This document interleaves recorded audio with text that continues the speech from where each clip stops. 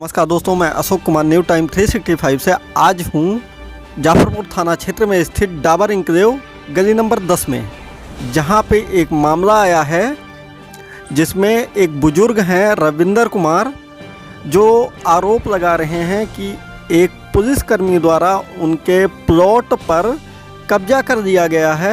आप देख पा रहे हैं मेरे पीछे स्थित प्लॉट को, जो डाबर इंक्लेव गली नंबर 10 जाफरपुर थाना क्षेत्र में स्थित है।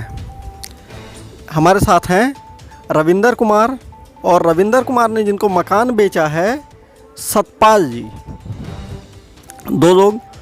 और इन लोगों का आरोप है कि जब ये यहाँ अपना कब्जा लेने आए और इस पे निर्माण करने आए, तो उसके बाद यहाँ पर कोई पुलिस वाले आए जो इस पे अपना दावा जता रहे हैं। और यहाँ अड़ोस पड़ोस के लोग भी कहते हैं कि इधर बीते कुछ समय से इस पर रोज़ नए नए लोग आते हैं जो इस पे अपना दावा जताते हैं। हम कोशिश करेंगे कि बात करें यहाँ के अड़ोस पड़ोस वालों से और जाने मामले में कि आखिर है क्या। हमारे साथ हैं रविंदर कुमार, जिन्होंने आरोप लगाया है कि इनके प्लॉट पर किसी ने कब्जा कर दिया है। कब्जा करने वाला शख्स कथित तौर से दिल्ली पुलिस का कर्मचारी बताया जा रहा है। और आइए, हमारे साथ हैं रविंदर कुमार, क्या है मामला जानते हैं इनसे। आपके बारे में बताइए और क्या मामला है ये बताइए। ये सन 87 में मेरे पिताजी ने प्लाट ख़रीदा था जी, और वो मेरे नाम कराया गया। और उसके बाद कई प्लाट पड़ा रहा, हमारे पास पैसा बनाने के लिए नहीं था। मिल में हम नौकरी करते थे, उससे पैसा जोड़ा था, गरीब आदमी थे। घर वाले बीमार होने के कारण मैंने इससे सतपाल से पैसा लिया, क्योंकि मेरे पास इलाज के लिए पैसे नहीं थे। है जी।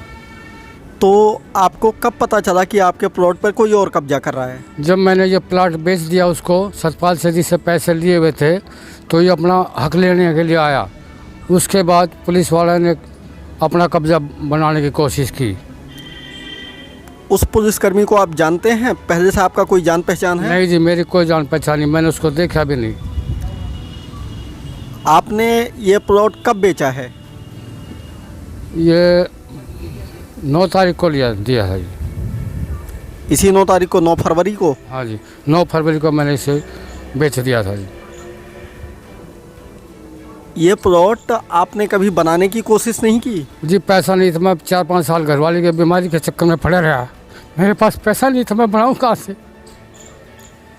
मैं तो ये गिरवी रख दिया था प्लाट अपना 4, इसलिए मेरे पास पैसा नहीं था, बना था। तो ऐसी क्या परेशानी थी कि आपको इतने पैसों की क्या ज़रूरत पड़ी? घरवाली के कैंसर था जी, इलाज कराने के लिए लिया था।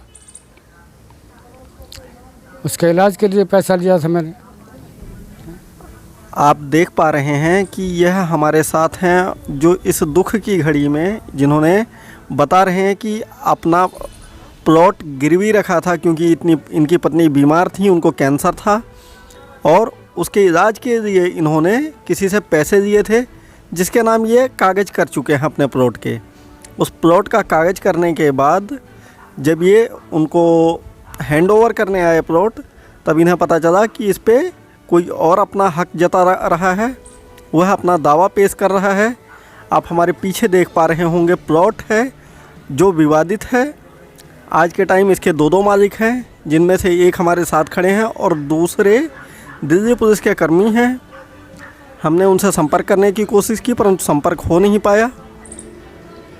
आप इस प्लॉट पर अपना दावा जता रहे हैं। हाँ जी, तो आपके पास क्या प्रूफ है कि आपका है? हमारी रजिस्ट्री है जी हमारे पास, इसकी प्लाट की कागज हैं आपके पास? कागज है जी हमारे पास। आप हमारे कैमरे पे दिखा सकते हैं? हाँ, दिखा देंगे जी। लो।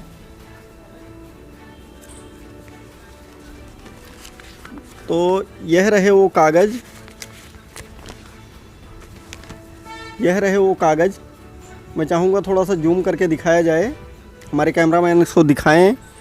यह कागज है जो रविंदर कुमार के नाम से है, सन ऑफ श्री लहरी सिंह। तो ये कागज़ भी काफ़ी पुराने दिख रहे हैं, और जिसके हिसाब से इस पर इनका मालिकाना दावा साबित होता है। तो जब कागज़ आपके पास हैं तो कोई अन्य व्यक्ति कैसे दावा जता सकता है? मैं 4-5 साल से यहाँ आया नहीं जी, घरवाली की बीमारी के चक्कर में। क्यों, उसका कैंसर था, मैं रोज उसको कभी मेडिकल में, कभी अस्पताल में, कोई प्राइवेट लिए घूमता रहा। ठीक है ना, पुलिस से कब्जा करने के लिए जब मैंने बेचा तो उसका दूसरा मालिक आ गया, कभी तीसरा आ गया, मैं था ही नहीं यहाँ।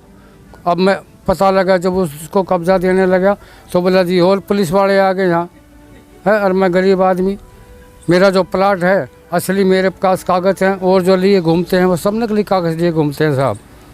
दावा करते हैं वे सब, मेरे पास असली कागज़ हैं। अब हम आपको मिलाने जा रहे हैं उनसे जिनके नाम रविंदर जी ने अपनी ज़मीन ट्रांसफ़र की है।